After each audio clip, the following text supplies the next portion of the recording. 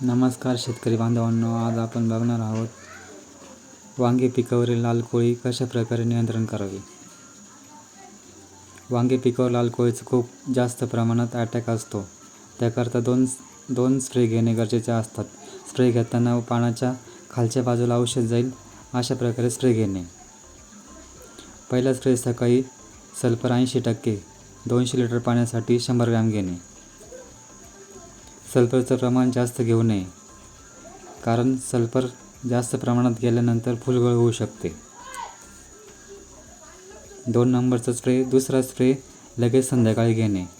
ओमाइट धानुका कंपनीचे 200 लिटर पाण्यासाठी 400 ml घेणे, किंवा कुनोची इन्सेक्टिसाइड कंपनीचे 200 लिटरसाठी 100 ml घेणे। वांगे किंवा इतर पिकास लाल कोळी जास्त प्रमाणात असल्यास 3 ते 4 दिवसात स्प्रे करणे गरजेचे आहे।